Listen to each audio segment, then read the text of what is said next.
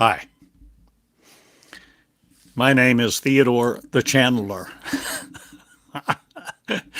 Not, but I'm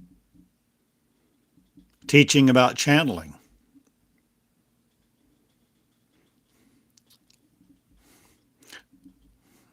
But I channel a very specific something, set of energies. I teach love. I walk love. I live love. I breathe love. I see love. I've met her. She, a feminine consciousness of divine, sacred, separate, before there was any separation of our thought. See, I'm teaching and yet I'm channeling. How can I teach about channeling and not channel? I could teach channeling by making an outline. I could teach channeling by trying to set the stage and think according to normal people, normal minds, using diction and grammar, a syntax, a way of composition to complete the idea of channeling the way that most people might expect it. I could try to do that. I could do that. But that is not me.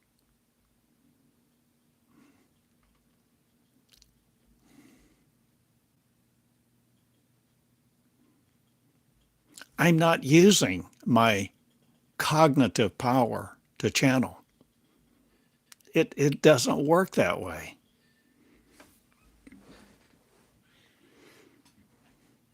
So I ramble. I ramble all over the place.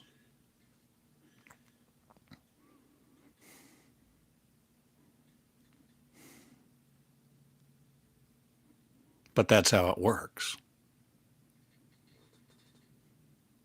Because I am not constricting it.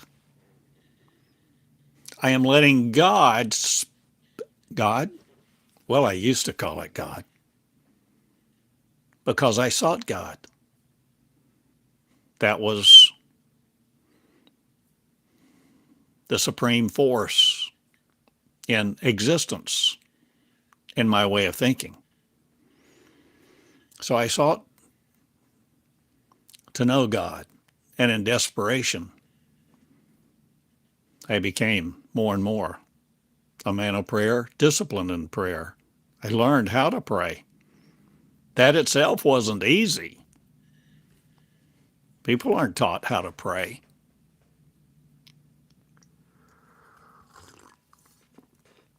But that's another subject entirely.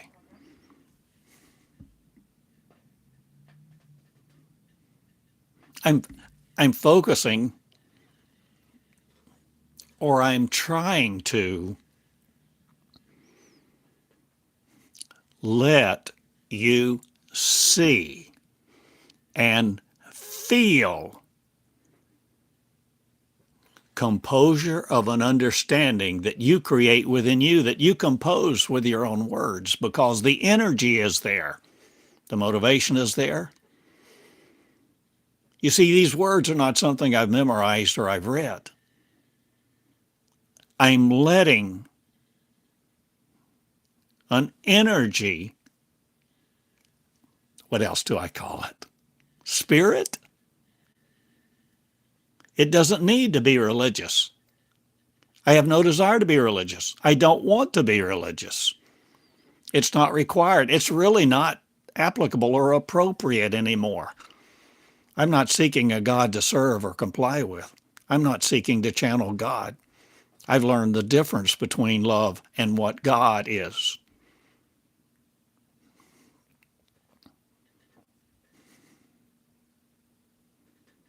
And I am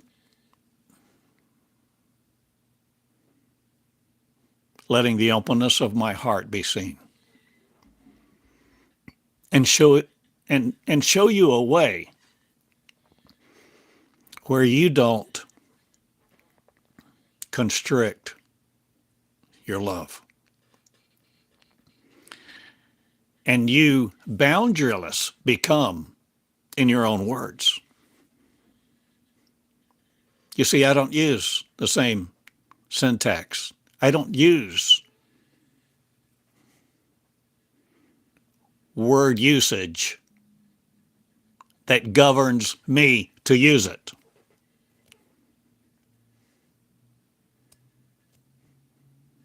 I will not put on a bridle like a horse bridle with a bit on my tongue to guide my words just because I want to speak a certain way. I let. L-E-T. It's a big word. It's a fundamental concept. Let there be light in you this day that you can channel me. Me? Who? A red man? White man? Blue man? A God? A force? A source?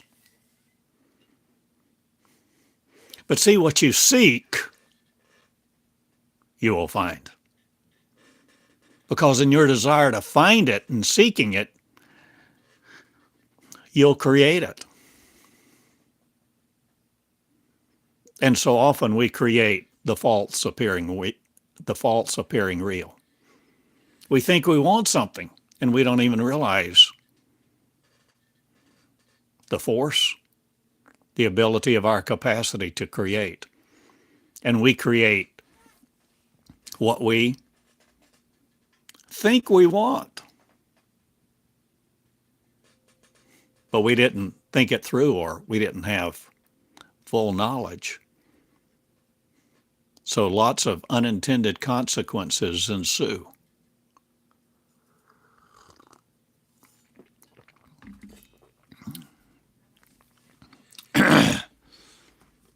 So what does it feel like to channel love?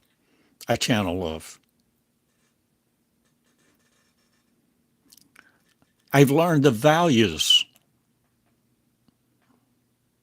of love, not the values of God. I don't want the values of God.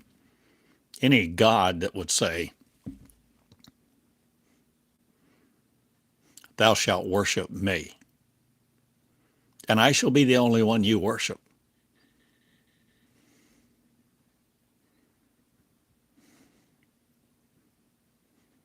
And if you don't obey me and please me, I'll visit my wrath, not only upon you and your family, but into your children's children's children.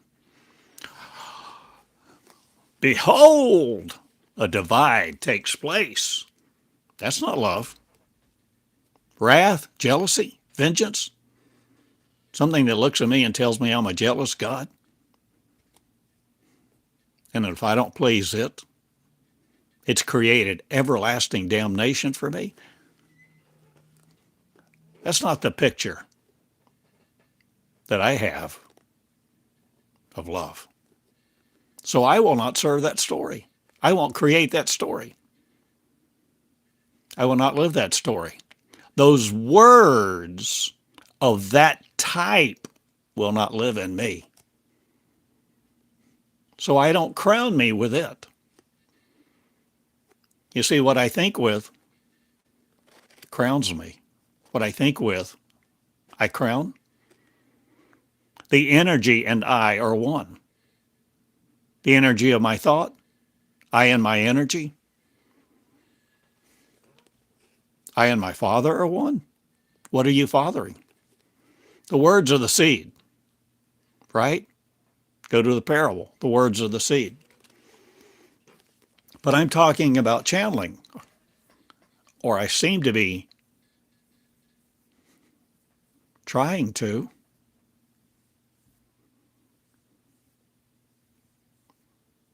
But I'm not chained to an algorithm.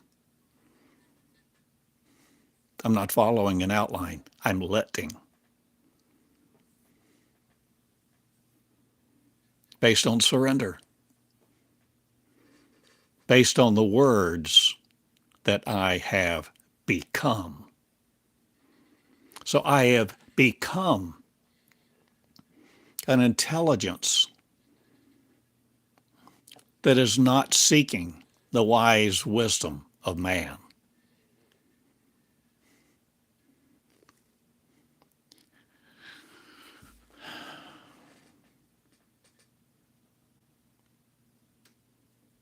I crawled.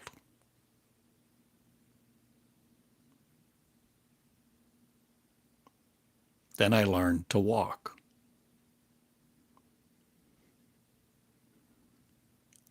Then I learned to ride a tricycle.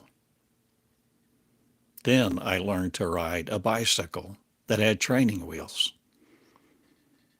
And then Dad took the training wheels off. Oh, the freedom! Speed up, slow down, go around curves, lean, zoom, zoom.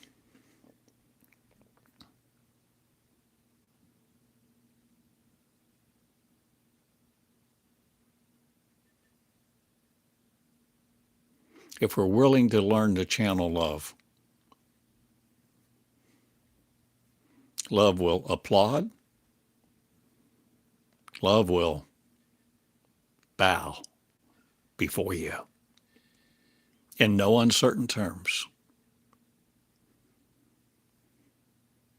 But part of learning to channel love is learning how to not restrict love, to place no demands on love to speak a certain way, address a certain subject, comply with your previous thoughts, or operate according to your values. See, if you're willing to channel love, if you will come as a little child, if you ask for a fish, will you get a stone? Well, if you get a stone, you're channeling the wrong thing. If you're channeling damnation, hell, fire, judgment, values, so many of the values shown, operationalized in different stories of the Bible, the newspaper, current events, brutality, subjugation, patriarchy. Well, you can take all of that, and I will not channel that. I will not be a part of that. That has become powerless in me because I have the words. What words? The words that I have channeled. I have become the words that I have channeled. That is my thinking. And my mechanical thinker is no more driven by the words of your religion, nor Christianity, nor a Christ figure to come. The very idea of sin. Sin, I abolish.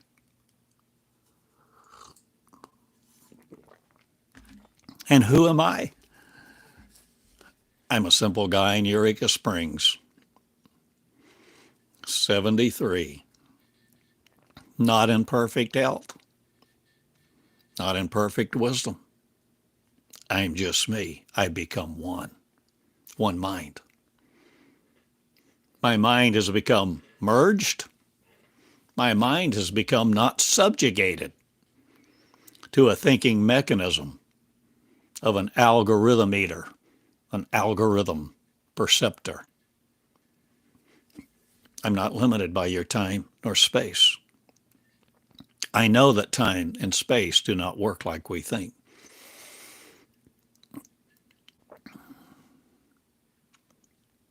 If I want to go to Andromeda, to a certain planet,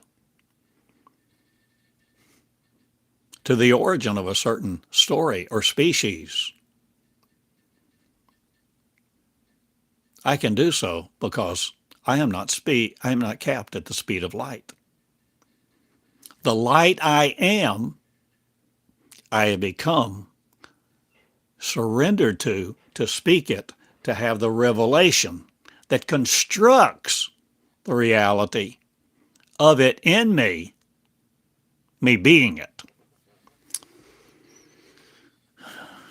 I hope you can get this. You see, I don't want you dependent upon me. I'm glad if you love my words, if you love my teaching. I'm grateful, thrilled for you to pursue developing you, for you to channel love. Maybe there's a better word than channel, but I don't like that word, prophesy. No, I'm not prophesying something. Sometimes you could say there are prophecies in what I channel. But see, in what I channel is a learning system. It is a system of education. And this is what I want to imply.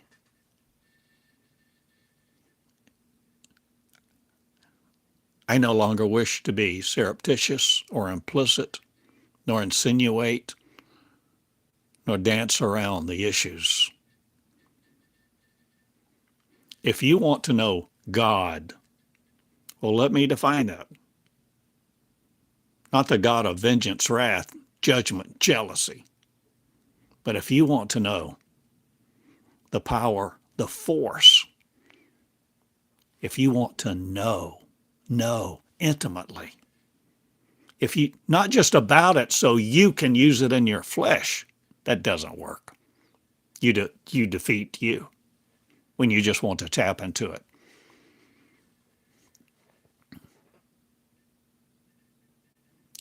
So I defy even the usage of language of people that want to tap into it, because that's very commonly spoken. I don't think those people,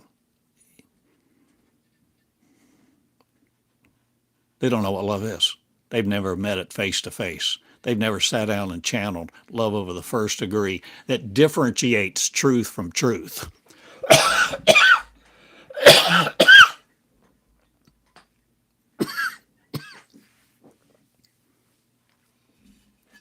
Pardon me.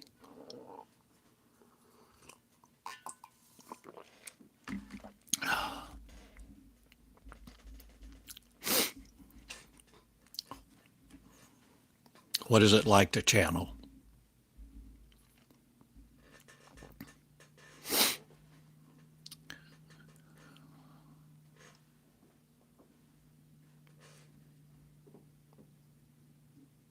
I began in my seeking of higher knowledge, source, God.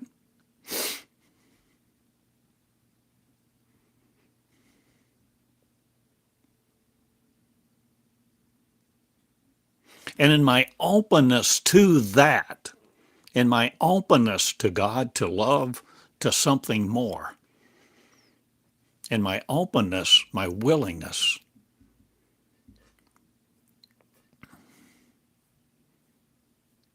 I began to have times that a phrase would come to me, a sentence sometimes, that I thought was God-sourced, from the heart of God, the mind of God, the love of God, the higher power, communicating.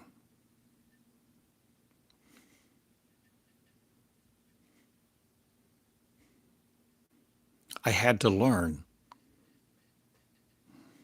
to value it. See, there are so many times that love communes and communicates very special knowledge, very special revelation that we usurp, that we think is just the operation of a mind. Oh, I had a great idea. I think such and such and such and such. And that's what's commonly spoken. That's the diction, syntax, and grammar that's so commonly used to appropriate.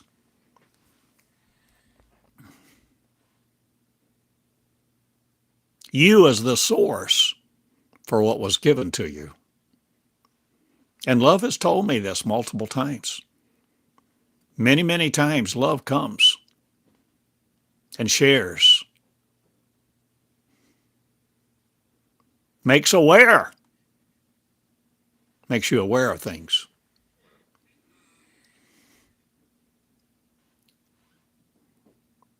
That we as a human race so easily think is just the operation of our cognitive power, our intelligence, our insight.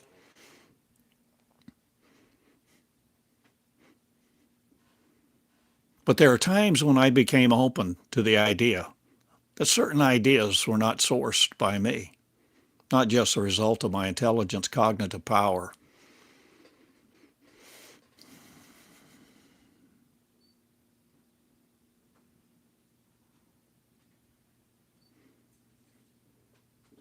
But of course, if they come to me 10 minutes later, I don't know what it was.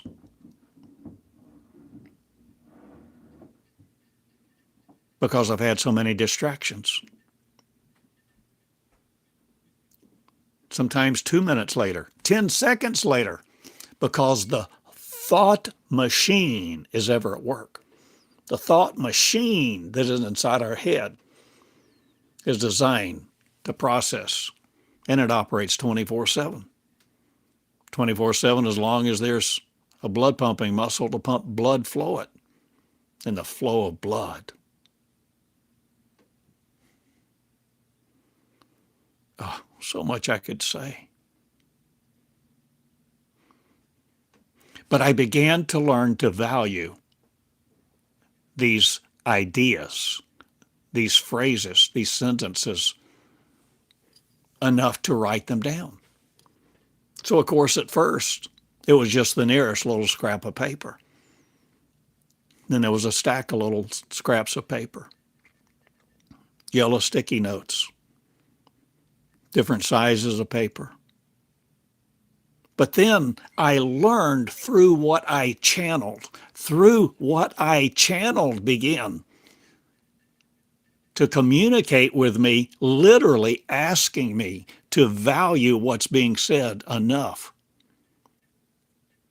to organize it, not just to write it, but to put the date on it. Organize it. Organize it in a way to be able to go back to it, to go back through it, to be able to go back and glean from what is being communicated. Well, I was in my late 20s, I guess. Had a college degree, an MBA. And yet been in thousands, seems like millions of church services. I was never taught the things I'm sharing with you. It was always God, God, Jesus, this, that, and the other, Redeemer, join the church, tithe, tithe, tithe. Will you rob God? Tithe, tithe, tithe. Money, money, money. Oh. So I began to organize. I began to see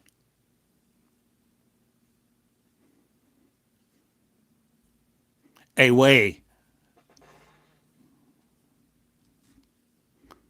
whoever has, more shall be given to. Have you ever wondered about that Bible verse? Whoever has, more will be given to. Not the one who doesn't have any.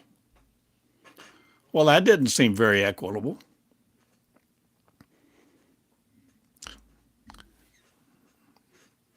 So I began to write. I began to value. I began to carry a yellow tablet with me everywhere and pens. I put a pen and tablet, both my cars, beside the bed. Bought tablets by the dozen. Anytime I started to write, I would put the date and time, and often the date, time, and place. And after whatever I wrote, I would put the page number of how many pages.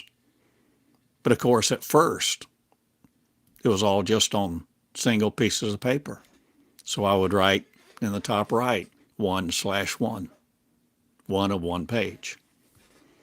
Later on, I might write 4 pages in a stream, and I would go back at the end, and I would write 1/4, 2/4 on the top right of every page because I valued them. I would come back and read them. I would reread them.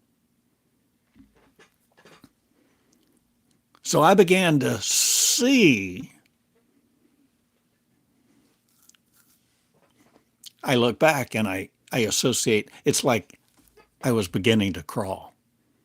I was beginning to be mobile. I was beginning to have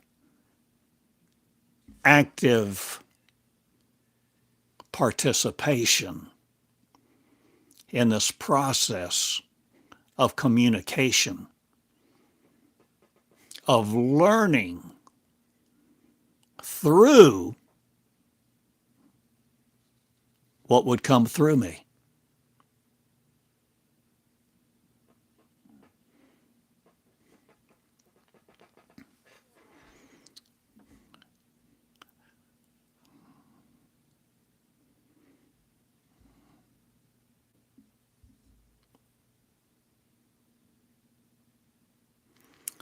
So I began to write. And I mentioned multiple times aspects of my path. And see, back, it was October of '88 that I began going to a chapel an hour a day. We call it early morning prayer. And I would, at first, I didn't even know how to pray an hour a day. Pray? At that moment, listening, surrendering, pulling out my pen was not a part of prayer. My image of prayer was opening my mouth and emitting words. And that's what I did. So I began to come in every day, kneel down behind the last pew, and open my mouth. And I would open my mouth, and I was determined to be there an hour and pray.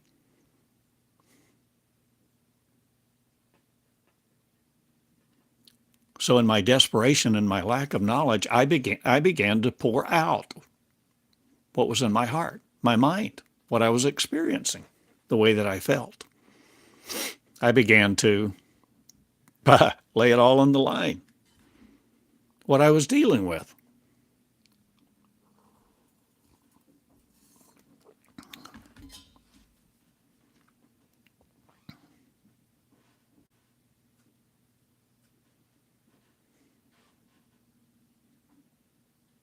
So it wasn't long.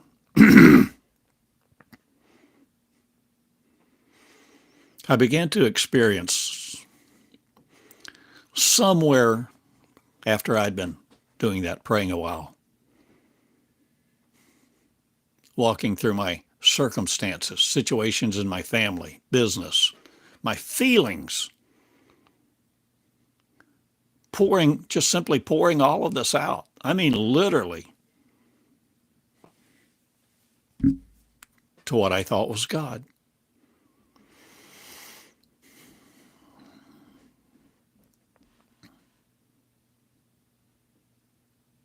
And at times, at some point, almost every day, it was as if, how else do I say it? It was as if I would feel like someone would come beside me and gently touch my elbow as I was kneeling there and gently kind of motion, tug ever so gently, tug me upward, and I would stand up.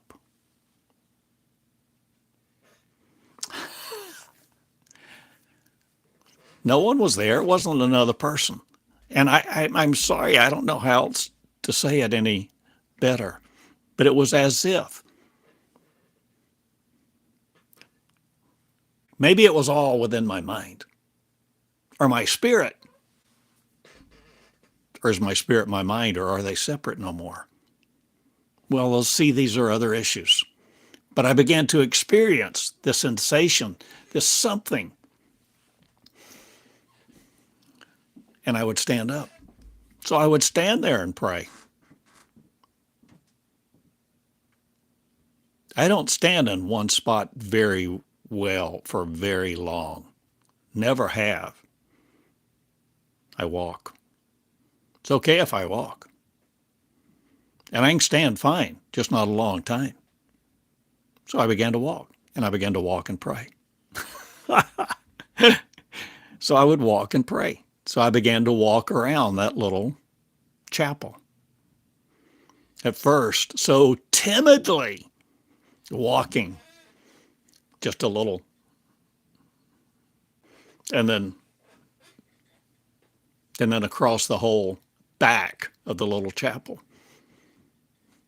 And eventually got to where I was comfortable walking and praying ever so softly,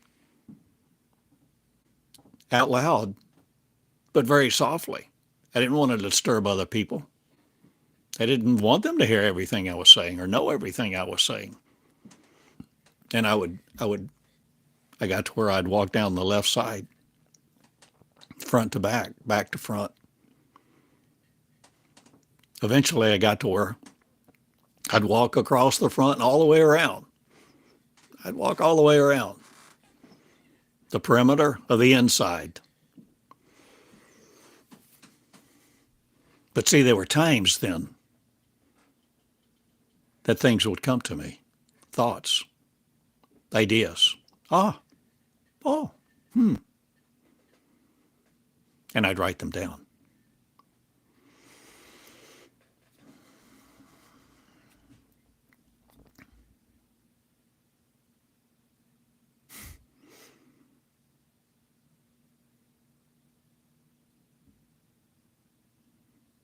You ever feel that tug? Some kind of little tug. An idea, tug, sensation, internally. I remember one day, Sunday, somehow during church, I had an idea, a tug somehow, to come back after church with my yellow tablet and pen to write alone in the sanctuary. Well, of course, it was Sunday. We always went out to eat after church. And I kind of, that tug, that idea comes into consciousness, then recedes. Then it kind of floats back up to the top of awareness, of consciousness, and then recedes. Love is not demanding. Love is tender. Love has no jealousy, no condemnation. Love invites. I was being invited, you see. I can see that. I can say that now. I had no idea, no concept of that then. It was just I don't know. I feel like I think I need to come back. So even somebody else was going to eat with us. Went out, got in the car, left the church. And I said, no, I feel like I need to go do this. You'll have to go eat without me. You see, there's a time that you exercise your own leadership. You act. You do something you've never done before, whether other people are happy with you or not. It's an act of leadership.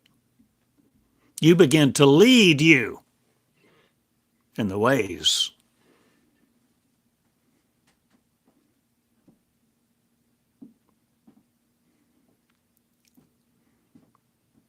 of love leading you, letting love lead you, letting love lead you. You lead in love to become it, strengthening your love muscle, your love body, the energy of love within you.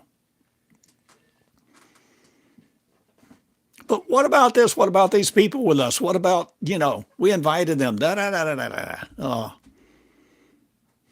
No, I'm going to do this.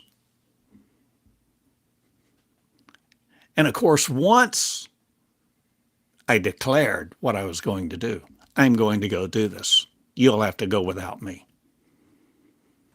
Well, it was settled. It was fine. There were no tears, no argument, but I was decisive. I was not wobbling around. I was not indecisive. At that point, drove back, got out the car. They went their way. I said, I'll walk home when I'm done. And I did, as I recall. And I went in, sat down, didn't know why I was there, didn't know what I would write, but I was willing.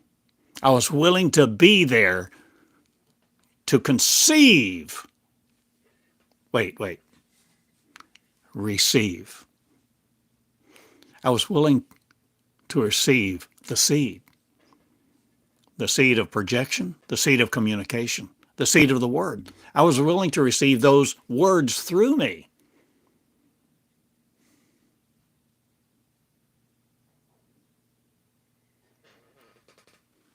And I became willing to conceive them as not just hearsay, not just someone else's writings of what they thought a Bible verse meant in their commentary. These were words through me.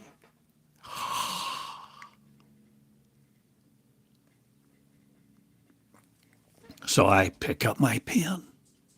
So I sit there. I sit there a while with no agenda, no demand,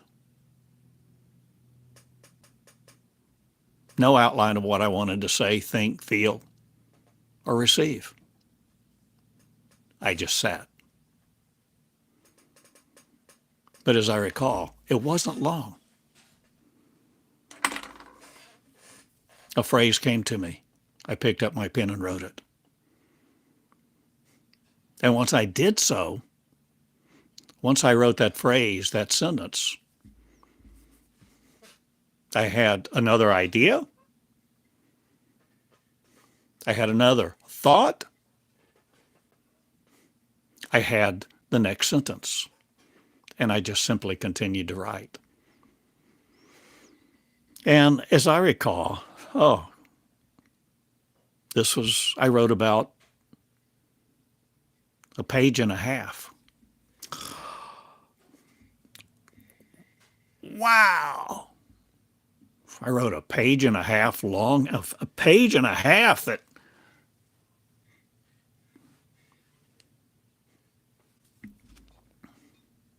but I came without any demand.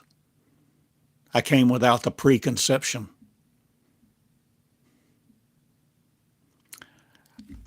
I came as a little child. I came as a guy desperate. I want to know. So all of a sudden I have this page and a half or something. So I reread it. I reread it. I reread it. I thought about it. I pondered it. Wow. I pondered it. I reread it. And as I continued to reread it and ponder it, it conceived something within me. The word is the seed. It conceived something. I became pregnant with a little more joy, with a little bit of excitement. Oh my gosh. One day I'll take these training wheels off my bicycle and I'll ride like big boys. I'll go zoom, zoom.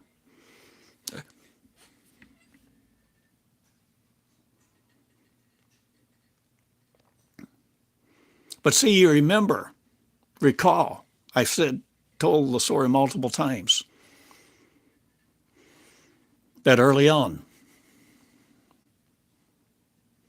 over a period of months, I chose to decide what I believed, not what I'd been taught all my life, not what the preacher said to me. What did I believe about God? Did I even believe God existed? Did I believe God would? Did I believe God? Did I believe that God would talk to people? I had to decide these things of what I believed, and I wanted to get it down. I had somehow this idea of getting what I believed for me to me, because you remember, I knew that at that time I had this image that at the end of my life I would stand before God, and I wouldn't stand before God with a wife, a husband, a leader, a child, a pastor. I wouldn't even have the Bible. I would have no defense. I would stand there utterly naked.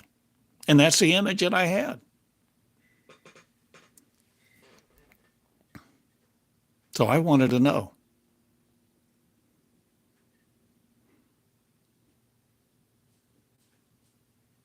So you see how the word conceives? Mary pondered in her heart. There was conception. Virgin birth. This was virgin word. The virgin word came through me.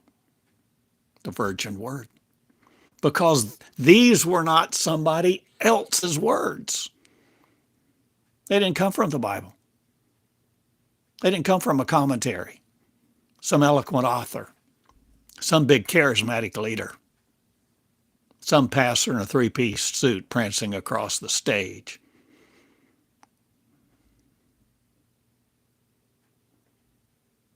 These words came through me. Reread them. You see, I valued them. I wanted them. I pondered them. And they gave me something. They gave me some life that I didn't have before. A page and a half of words that gave me some hope. Hope. Tangible. Just simply ink on paper. But it came through me. It came through me. I experienced some kind of energy, stream of energy. For years, I used to talk about the voice of God and the inner voice. I don't use those terms now. I can say stream of energy. It's not sacrilegious. There's no blasphemy in love.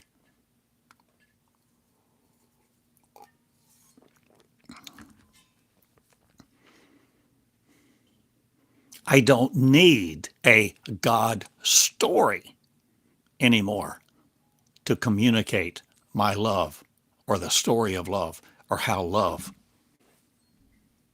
will birth you, teach you. Will you birth love? Will you birth a new energy?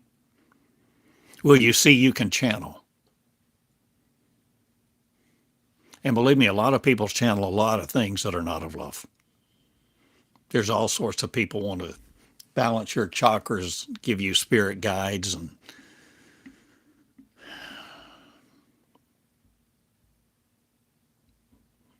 that's not what I wanted.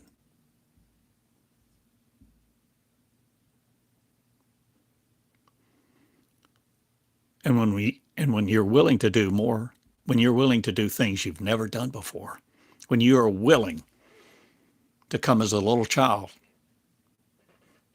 even though you have multiple college degrees, significant accomplishments in the eyes of common people. Maybe you're a neuroscientist.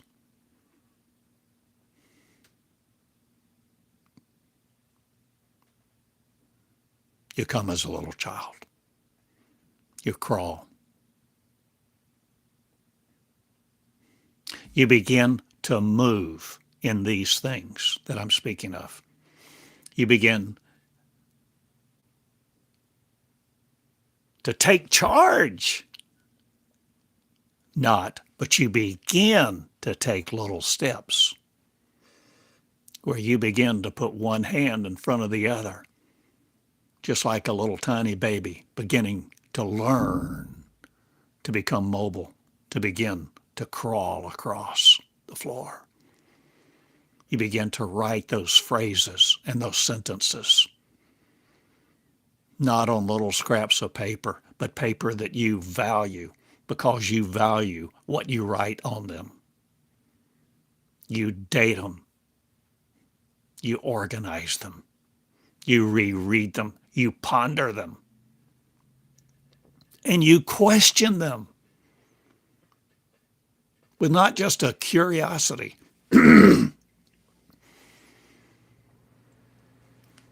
but you learn to become not so damn shallow. You're no longer looking at something and saying, oh, that means such and such. Classify it, get rid of it. No. You begin to ponder. What does this mean? What does this mean that I could do this, that I can do this, that I felt this tug, that I went back. I went back after the service, and I spent that time alone in the sanctuary. And I wrote this page and a half. And the message, and what are the ramifications of the message? You see, so many things have multiple meanings, multiple layers, and all these things operate, seemingly to me, like a mosaic. I can say I ramble.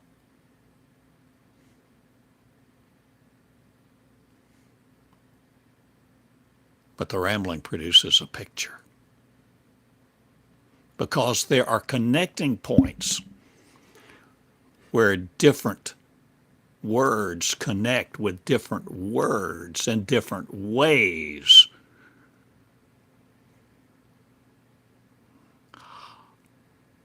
Like not just a stained glass mosaic, but as you examine it and as you ponder in your heart, it's more like a kaleidoscope with multiple colors, multiple meanings that begin a process of education, a process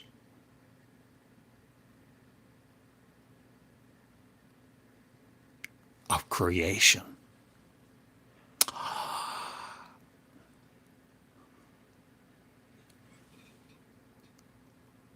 You see the value of learning to channel, the value of coming as a little child, the value of receiving a phrase, a word, valuing it, dating it, page numbers. It's a system of education. This is meonics. This is what I teach, what I preach, what I write about, why I live. For you to birth the seed of the everlasting one, so that you defeat death,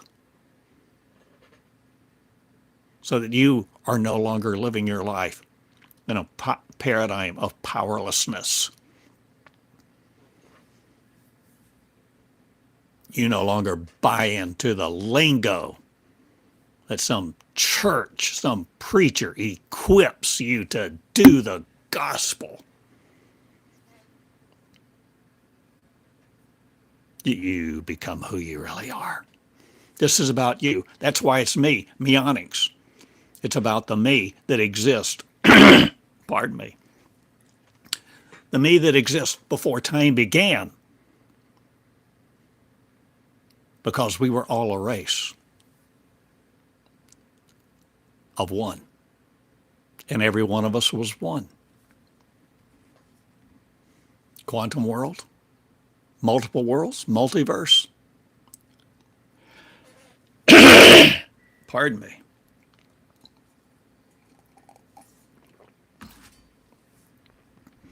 I love you, and it is my desire for you to live a life beyond your imagination, beyond all the fools of men and all of their righteousness, all of their commentaries, all of their books, beyond every single Bible, no matter which version you have chosen in the past to devote your life to, or set of values. You see, you are not limited to this world. Your light of you that you really are is not limited to, what is it, 186,300 miles per second? You're not limited. Andromeda, light years away? No. You can go there in the twinkling of an eye. When you learn, if you're willing to learn these things, not just cognitively about them, but where you begin to receive as a child the seed through you for you to birth it, becoming it, becoming the Word. Literally, the Word in flesh. The words of light, love, and peace.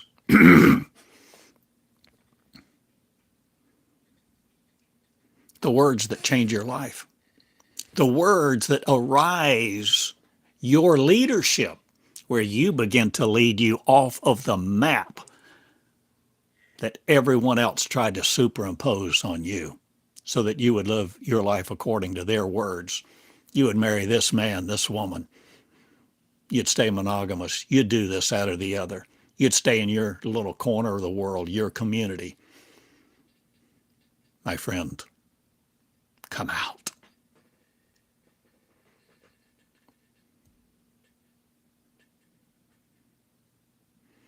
Your life is no more chosen by you to be reclusive in ignorance of who you really are. If you will identify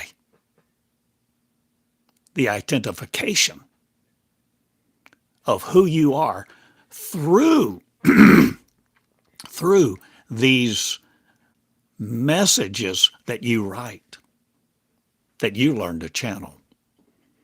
Because source love will write through you, teach you, so that you have no need of man to teach you.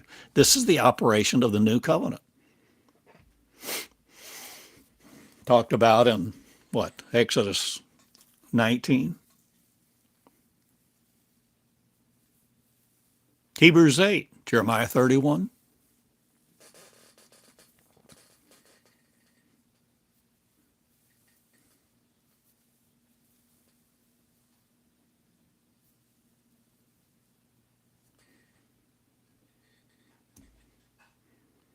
I don't want you to be limited to me. I don't want you to fall at my feet. I don't want you to worship me. I suggest to you that Jesus never wanted worship. I suggest to you the whole idea, what we call Christianity. You look back, who wrote what, when, why people did the things they did. Why was there a council at Nicaea in 325? What happened? How it operated?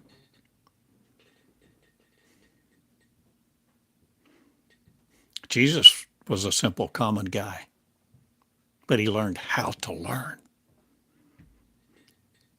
And not only did he learn through the things that he suffered, he learned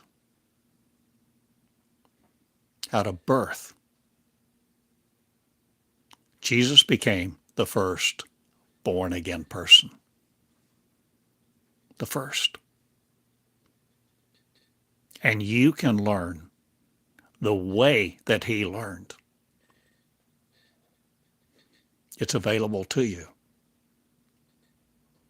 If you will learn to discern, if you will learn to divide rightly the words of truth. Because there's a whole lot of stuff that masquerades as truth.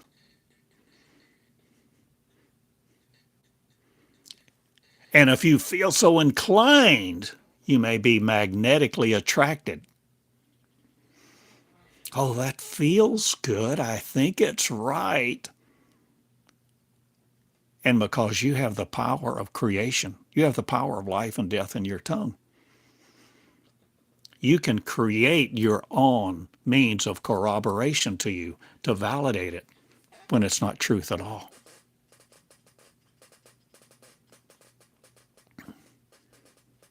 But it may be so close.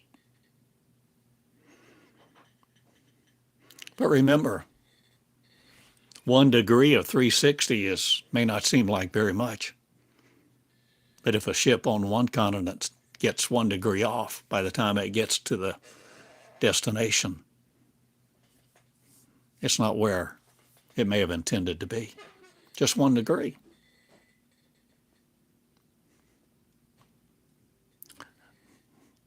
Love will connect. Love will communicate.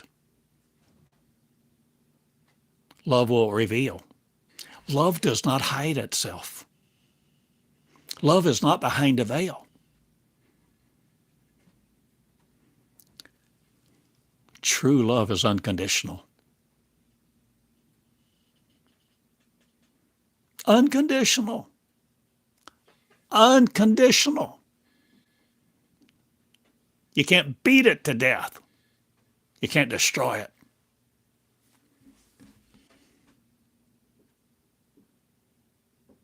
I will never leave you or forsake you. Because the energy that is love that exists is not subject to time, space, or gravity. It is not molecular driven, nor dependent upon the molecules of what we call air. There's so much more to the story. See, I have already spoken in this message, this lesson, 1 hour. An hour. It seems like about 3 or 5. At most, 15 minutes ago, I pressed the button to go live. Live. I mean, I'm speaking right now, and you're hearing my voice, some of you, as I speak. You're not just listening to a recording or reading a book. You're experiencing something, the energy that's coming out of my lungs, my airwaves, my voice, an energy of something. But you're not limited to 186,300 miles per second. The speed of sound is not capped for you who will channel the love of light and begin to love light, and value who you are and that you have the ability to create. Create what? Create the seed within you. Receive the seed. Is the seed creating the womb? Or are you creating the womb of you so that you birth something anew, coming out of new creation? Or are you becoming one with your word? I and my word are one. Jesus said, I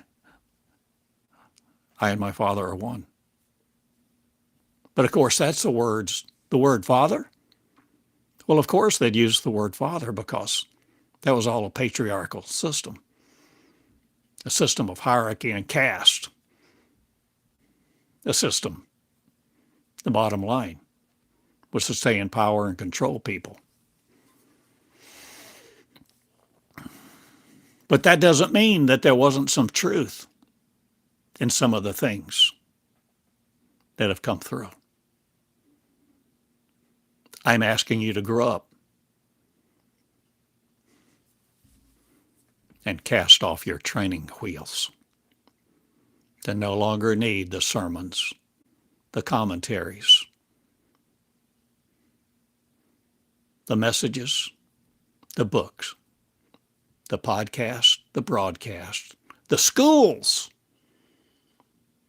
that teach you to become some other person's words. I'm asking you to become the Word. Where you become it, you ponder it in your heart. The heart, the command center of your mind. So that you're not just tapping into this power or this love or this light. You're becoming it. You're becoming the one. The one. Full of love. You're becoming love in your two shoes. You're becoming love in your two shoes.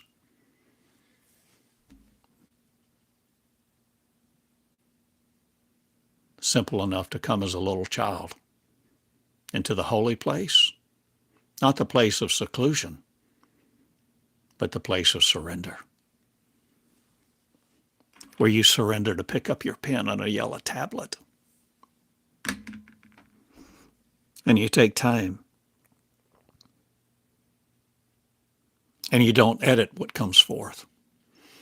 What's it like to channel? I so value so many of the pictures that I share with you. I may have a better picture tomorrow. I may have a much better way to describe this 10 minutes from now. But the best I can do at the moment is to share with you what is it like to channel love.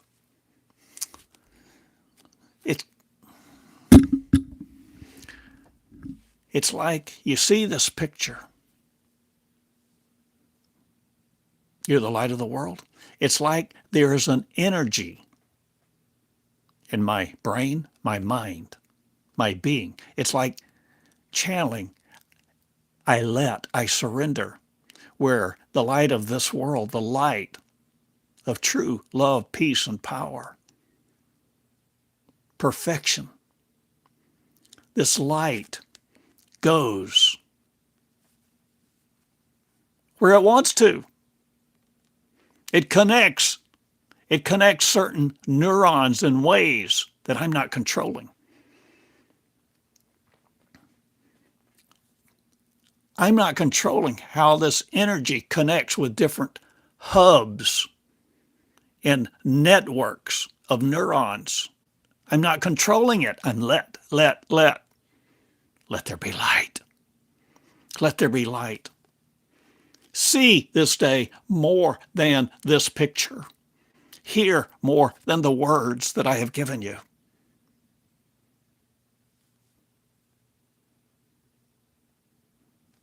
Conceive the real you, so that your mind is no longer using you, the real you, your power, your ability to, not just to compute, but now releasing your power to create. Create. The seed coming through you, the word coming through you. And it's in your belly. Not. It's in your faith. Not. It's in your love. Your love that is no longer controlled by the computational set of algorithm processing neurons. And when we birth,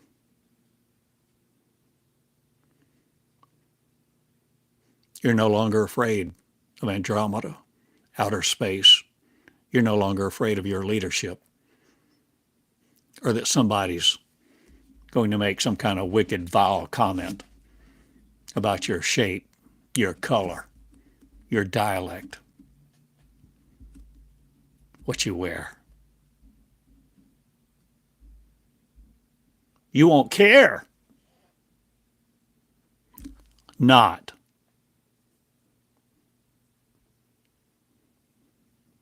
I still care, but it doesn't matter. I'm no longer controlled by those values. I'm no longer controlled by those powers. The power of their words and the words of their power no longer constrict me. I am eternal me, asking you to be eternal you. Look for no other to come to redeem you. Search for no other soul. Let not your heart be troubled at all the communications, the publications, the newspapers, the events of the world. Because you, my friend,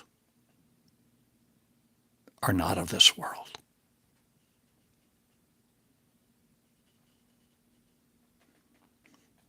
And who we really are as a race, that we were before time began, we are coming back into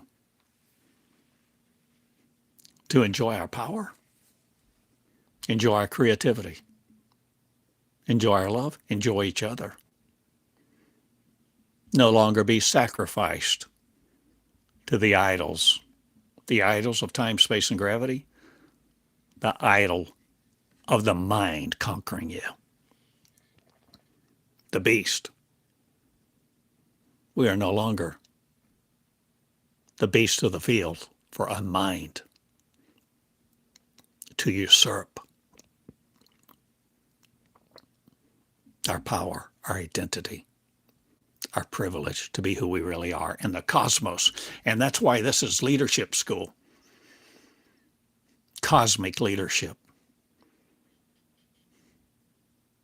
And I mentioned multiple times, I suggest to you, Jesus was the first born again. He became something that allowed him to do what he did, all the works that he did. And he said, guys, dolls, women, men, if you believe in me, do what I do. Do all the works I did, and greater. Don't stop with the ones that you know about. Because when you become me, you're not subject to time. Become the real me now. Now. Enjoy your time. Enjoy your day. Enjoy who you are. Look at me and condemn me no more in your mirror. The mind of one. The mind of love will commune and communicate.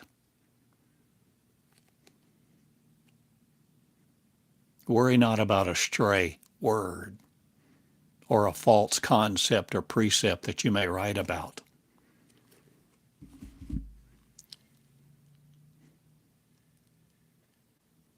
Keep, value, and nurture your nimble heart. A nimble heart does not become rigid, stiff-necked, stubborn. Many times I have channeled and spent time in those words, and 3 days later have something corrected. Oh, value, correction. I begged for it. Truth, correction. If you're going to eat truth, then you value change. You value. And you decide. I'm asking you to let your words flow. This is what I teach, what I preach, what I live, what I breathe, what I ask for. For you to be the real you and be not afraid of channeling. And remember another quick story I tell about channeling. One time in particular, I was in my office. And all of a sudden, I felt this idea, word, and I wrote several pages, 4 or 5 pages on a yellow tablet, just in a stream. And when I finished, I thought, that is pure garbage. That is the most incoherent set of words. It's like, I wonder about me. I wonder if I'm okay. I wonder, what the hell? What? And I read it and think, this is trash. And I almost wadded it up and put it in the trash can.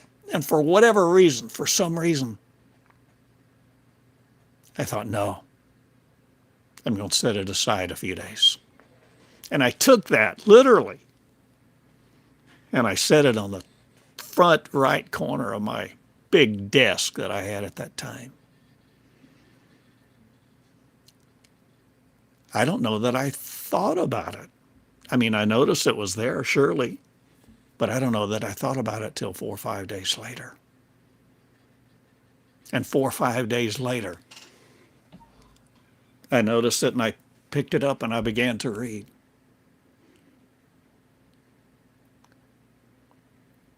And the tender love, the revelation of love, and the operation of love was so tender. As I began to read, I began to cry. I mean, it was the most precious communication.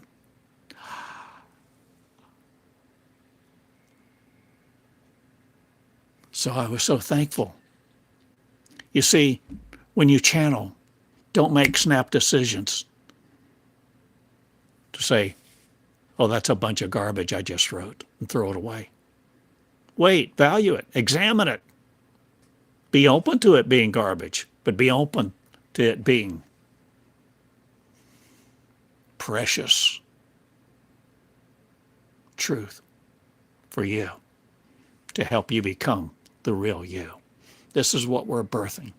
We are birthing a new race of light people in the paradigm of power, based not in a certainty of love somewhere, some point in time, but you doing the works.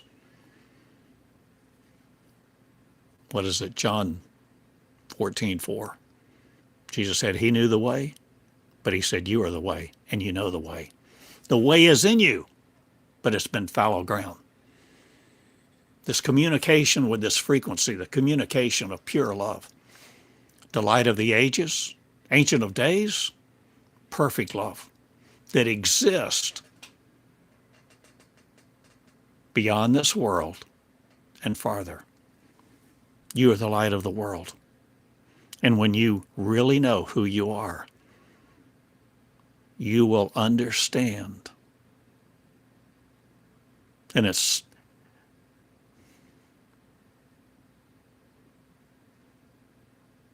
you are the Alpha and the Omega, the beginning and the end, the first and the last. Because your world will no more be surrounded by hate that dims your light. And you will come to fruition. You will complete your birth. The birth of the living word that you yourself has channeled, that you have pondered in your heart and brought forth as a virgin, the virgin conceiving the child, the virgin word in the womb of the Creator, bringing forth the one we all waited for. That's you.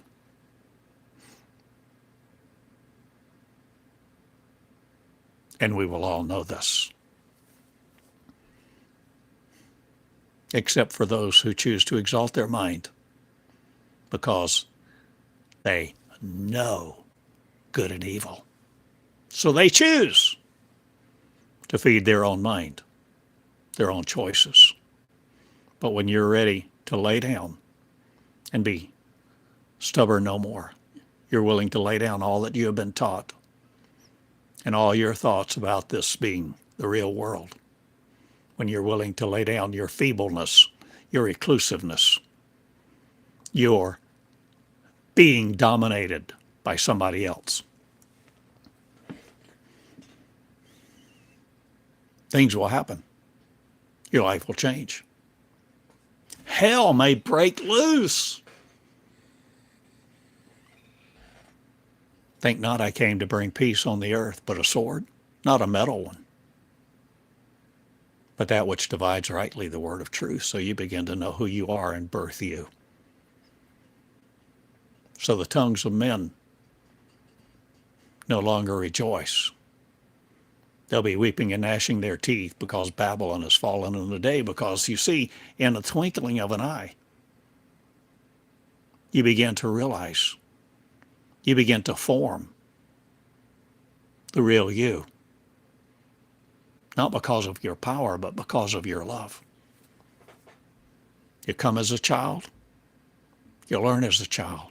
You learn leadership in the cosmos, afraid of nothing, because there's no fear in perfect love. And perfect love will teach you, word by word, line by line, to no longer be limited to word by word, line by line, precept by precept. Love will begin to teach you download by download. You get a download into your mind, and all of a sudden, your pen goes into action. It's not automatic writing. It doesn't take over my hand. But the energy is there. And something else is composed as the creation of the Creator is created again in the creation that creates the Creator. And the tongue is no longer wagging with a bunch of syllables. Before the Tower of Babel, we all operated with one language. And we are coming into that language again, the language of light. Surrendering to let create within you the ability for you to see, hear, feel, and become the new birthed you, the newly created you. And I love you. I love you. Thank you so much for listening to these words. Listening to the words, conceiving the words in you, of love, loving love, to teach you directly. This is what Meonic School is about. Theodore Cottingham School of Cosmic Leadership, University of the New Covenant, School of the Inner Light, the School of the Unlimited You, so that you begin to learn to let your light light your path, your love light your path, your words light your path, and let them flow through you so that you create a course about what I'm talking about. You create the goals and objectives, list the outcomes, list the steps. Create a 10-lesson course, a 20-lesson course. Learn to channel, blog what you're learning. Become fearless. Step out. Step into Meonics. Start a blog. Start your own YouTube channel. You start your own YouTube channel. And if you will, begin to teach, share. Maybe you don't consider yourself a teacher. That doesn't matter. Share your experiences. Open your mouth. Begin to share your frustration, your exhilaration, your exasperation. And let the excellence of love come through you because the motive is pure. Thank you. I love you. Dear, dearest, dearie, precious, I love you all. No matter what color you are, no matter how old or how young, I love you. Let love be the language that flows now through you. Take time this day, tonight, tomorrow. Let there be light, love. And let your word be fouled up by another no more. I love you. Thank you again. TheodoreCottingham.com. Theodore Eureka at Gmail, if you want to email me. Let there be light. You are the light of the world. Thank you. And you see, when I began this recording, I had no idea what I was going to say, how I would say it. I let. And I live, let. This idea of let there be light. I'm not controlling it. When Jesus said, I do what the Father, I do what I see the Father doing. I say what I hear the Father saying. That was simply the Word. The Word, the image, the energy, the allowance, the willingness to be who you really are. Okay. I go. See ya. Write me. I love you all. Every last one of you.